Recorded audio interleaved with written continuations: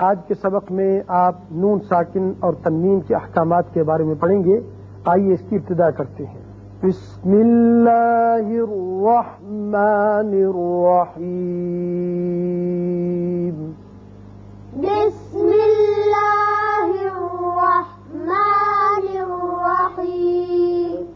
نون ساکن اور تنوین کے احکامات میں سے 4 حکم ہیں، یعنی اس کے 4 قاعدے ہیں. یاد رکھیے کہ جب نون ساکن اور تنوین الفاظ میں آتے ہیں تو ان کے بعد مختلف حروف آتے ہیں، اس لیے ان کے مختلف قواعد ہیں اور ضابطے ہیں. آج جو آپ قاعدے پڑھیں گے ان میں ہے نون ساکن تنوین کے. سب سے پہلا قاعدہ ہے اظہار حلقی. اظہار حلقی. دوسرا ہے ادغام، ادغام، اقلاب، اقلاب، اخفاء حقیقی. اخفاء حقیقی.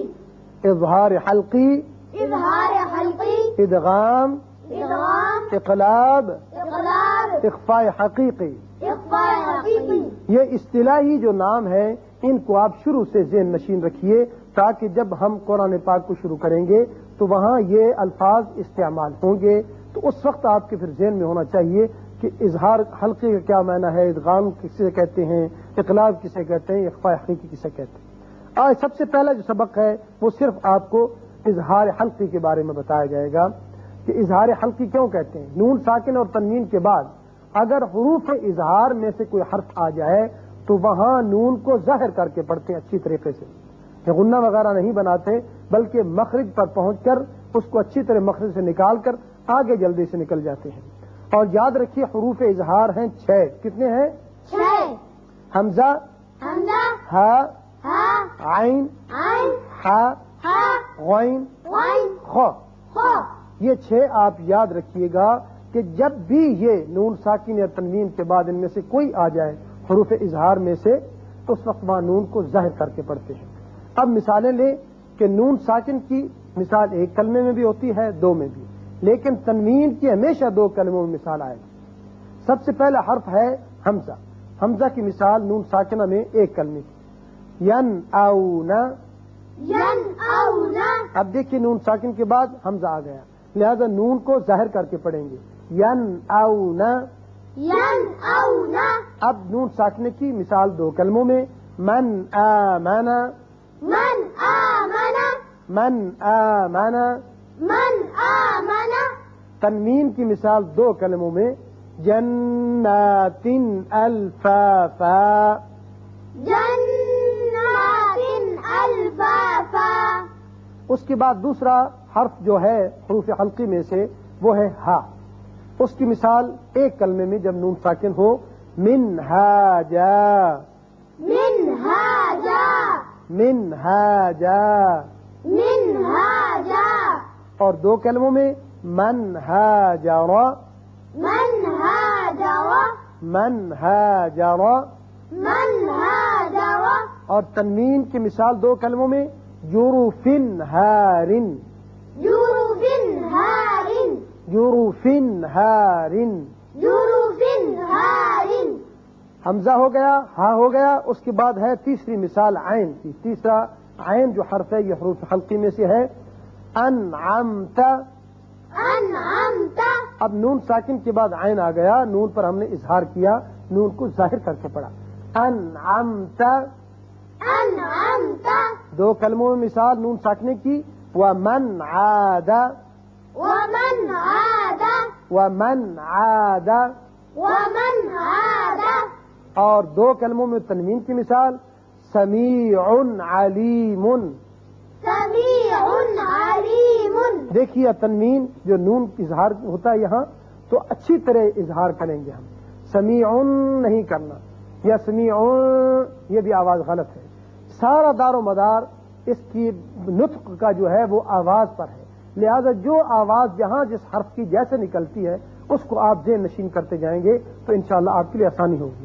سمیع علیم. سمیع علیم. آپ نے حروف اظہار میں سے 3 کی مثالیں سن لی، حمزہ، ہا اور عین کی.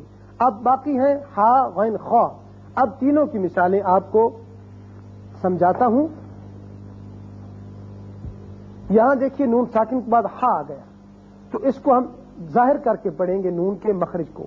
ینحتون، ينحتون. یہ تھی مثال ایک کلمے میں نون ساکن کی. اب نون ساکن کی دو کلموں میں فَإِنْ حَاجُّوكَ، فإن حاجوك. اب تنوین کی مثال جو ہمیشہ دو کلموں میں آتی ہے علیمن حکیمن، عليما حكيما.